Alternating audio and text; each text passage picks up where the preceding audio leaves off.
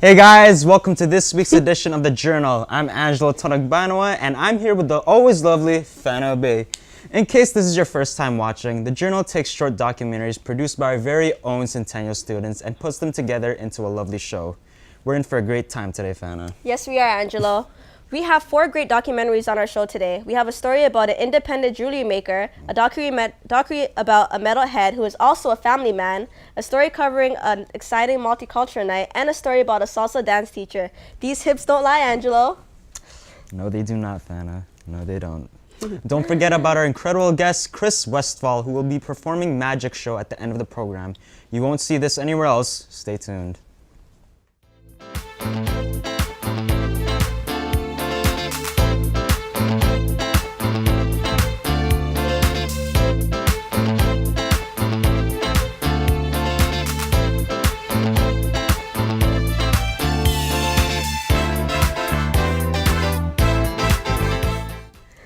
Welcome back. Our first story of the show is about Joyce Chen, who runs her very own online jewelry business. Joyce and her friends have all collaborated on the project, modeling her jewelry and helping her with the website. You know, it's good to have great friends, right, Fana? Agreed. Let's take a look at the documentary produced by our very own wonder child, Shum.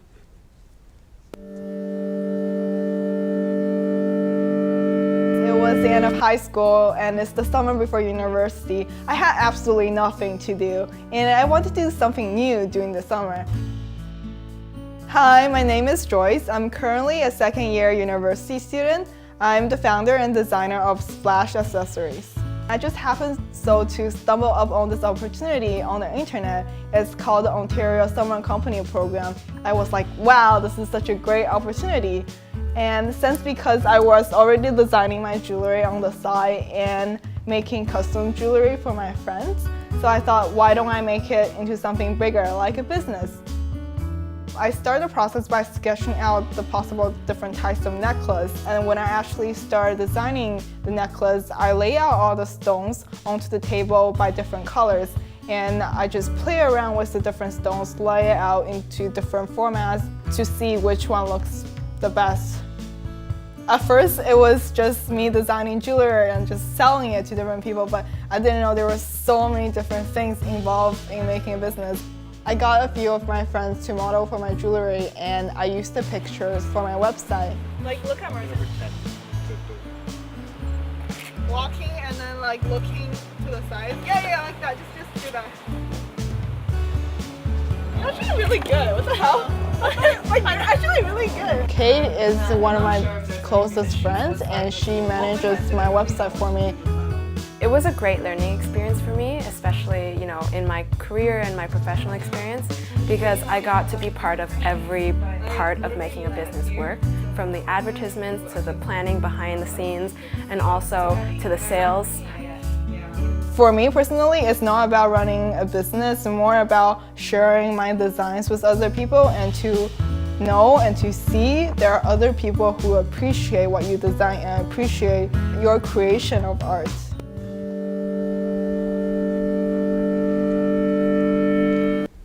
We at Centennial College wish the best of luck to Joyce and her future business. Next up is a profile on Aries Torlos, a musician, a diehard metalhead, and a family man. Did you know that there are over 50 subgenres of metal, Fana? Well, I do now. I can't wait to get into technical pageant progressive death metal. Neither can I, Fana. Neither can I. Let's stage dive right in and take a look at the documentary produced by our very own Ukrainian diplomat, Vlad Romanets.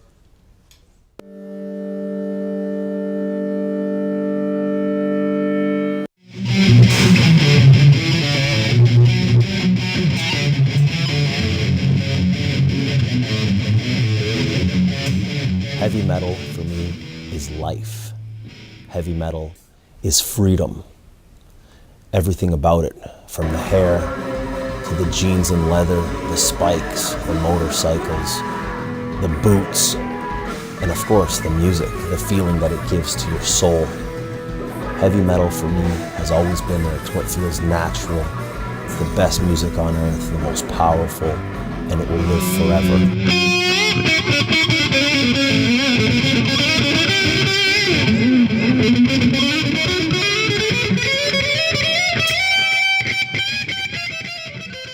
For me, the music of rock and roll, heavy metal, and all the old school classics has been there my entire life. My old man and my family, they had a bar in Greece in the 80s. And growing up as a young kid, I got to listen to all the old mixes that my dad had and all his old vinyl and everything that they'd play at the bar. So that was all the classics, everything from, Beatles and Zeppelin, Deep Purple, Scorpions, Judas Priest, Gary Moore, and everything in between.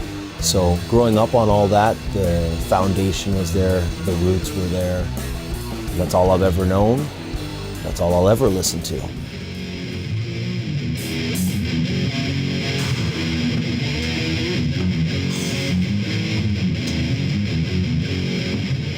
I'm very proud of my vinyl LP collection, hundreds of them. They're not my old man's. There's a lot of original heavy metal LPs there, signed by the artists as well. I have a huge cassette collection. People throw them away. I still collect them, still buy them on eBay. Posters, thousands of them. My room used to be covered top to bottom, ceiling, collage. Guitars, vintage guitars, rock and roll and heavy metal autographs from the artists themselves. All those things are very important to me. Patches, patch jackets, tons of things you can collect as a metalhead.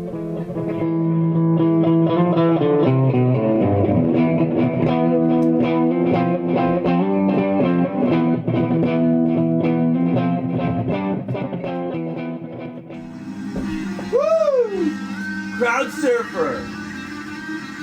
It's something that we can share all together and teach our daughter among the many things that we teach her. So we go to shows, she knows about them, we listen to the music, she sees the music, she hears the music. So it is a big part in the family because it's something that we do together and we enjoy together and we share.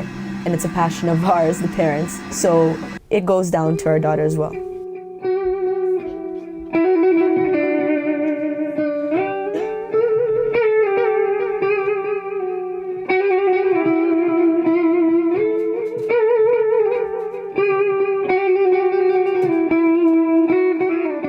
To keep the spirit of metal alive is a combination of things. First and foremost, I believe the music is the most powerful thing and what sustains itself. It is timeless. It is classical music. Heavy metal will live forever, but the most important thing is for us to keep it alive generation to generation, to introduce it to our friends, to our young ones. For instance, myself, I have a 3-year-old daughter. She's been listening to Scorpions and Rainbow since day one, and she's already a little metalhead. So pass the message, pass the good word of the good music on to your friends, to those who are willing to listen and learn. I learn new bands every day. My friends introduce me to new metal bands, I introduce them to old metal bands, and the circle goes on and on and on. Very cool. I haven't seen shredding like that since the last time I ate shreddies. I thought we agreed, Fana, no dad jokes on the show. I mean, I thought I can get away with it. Anyways, up next is a documentary produced by Orizabal about a local dance teacher who teaches both salsa and bachata. Everyone knows what bachata is, right? Well, did you know that bachata originates from Dominican Republic and is danced all over the world? Wow, bachata is a dance you don't hear too often, so it's great to see it on our show. Just a reminder, we have Westfall coming up to show us a few blowing magic tricks. But for now, let's take a look at Errol explore his passion for both rhythm and teaching.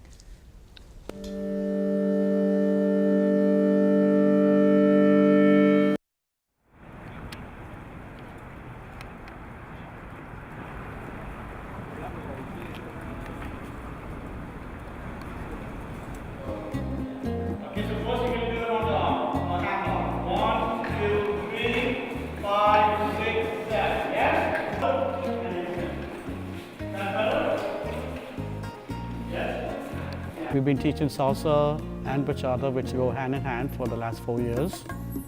And salsa is one of the most popular social dances where you get a lot of couples interacting with each other. The line of dance is in a straight line, whereas bachata, you go sideways. Bachata is a very sensual and sexy dance. 80% of the lady dancers, they love it. When I saw these people dancing bachata, it was so sexy and sensual. I said to myself, I need to learn how to dance this. And because the patterns is so much alike to salsa, they go hand in hand. And so I decided, I have to learn this too. So that's how I started bachata. And to my surprise, 80% of the women, they love to dance bachata. Why? Because it's sexy and sensual. Salsa gives me a lot of energy. I like the music, and especially when they're done in Spanish, I like to imagine the words that I don't know, or how whatever the music is, I like to think about what it means.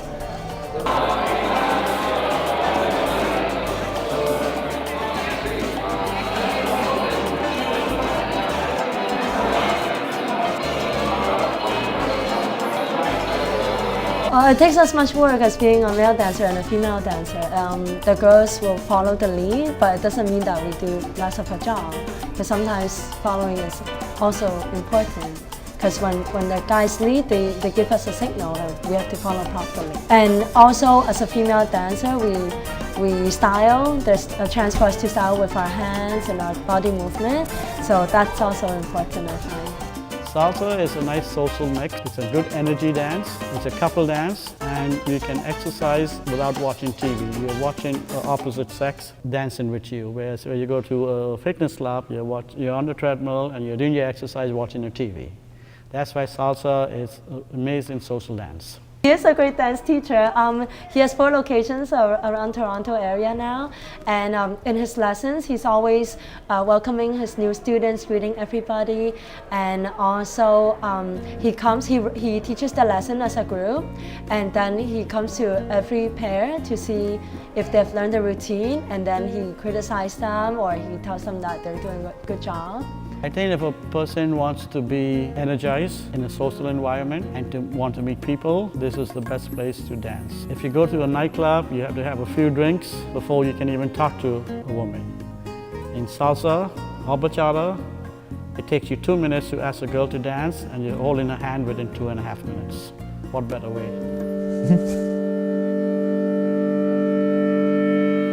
Ooh, I feel like dancing after that. Me too. You want to dance salsa? What did I tell you about that, Angelo? No dancing on the show? Okay. Our last documentary today is about the quest for multiculturalism at Centennial College. Deepika Gangwani, a biomedical student at Centennial's Morningside campus, recently organized a fantastic multicultural event that celebrated the diversity within Centennial College. We're loud and proud. Yes, we are, Angelo. Let's take a look at the documentary produced by student Doreen Gyimah.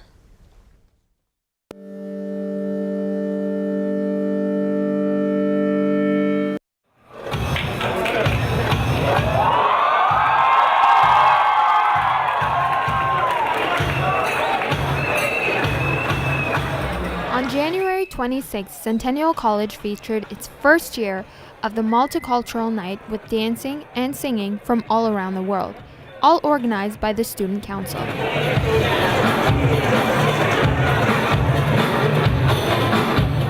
Deepika Gangwani, the Vice President of the Student Council at Morningside Campus, is the main organizer. So for me, I just wanted to get something out for students which will interest everybody, and culture is a thing because when you're far from your country, you want to feel your culture, you want to have the sense of that you're at home and in your same country with same people around. So I thought this would be an idea and this would match my imagination.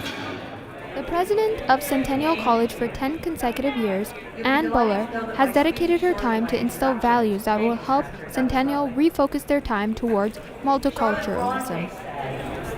Prejudices, it is well known, are the most difficult to eradicate from the heart whose soil has never been loosened or fertilized by education. We never had any event called multiculturalism where different cultures could get a platform to come on the stage and show their talents, and we can get everyone under the same roof. So that was my motto, to get everyone on the same page and present different cultures, meet and mingle and interact. One of the quieter parts of the Multicultural Night was the candlelight ceremony.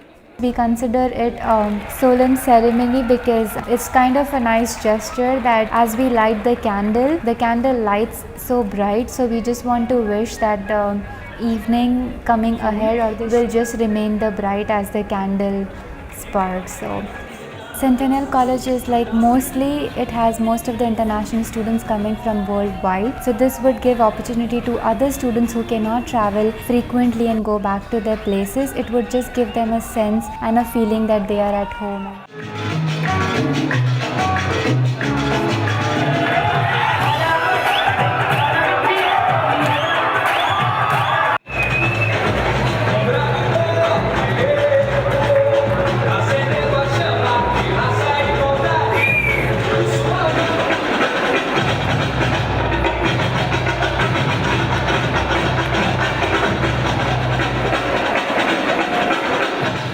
We had the maple leaf formation at the end because we wanted to recognize the country Canada because we live here, so we wanted to give honor to the country, so we all at the end formed a maple leaf, and me with my co-host, we just sat down with the maple leaf Canadian flag.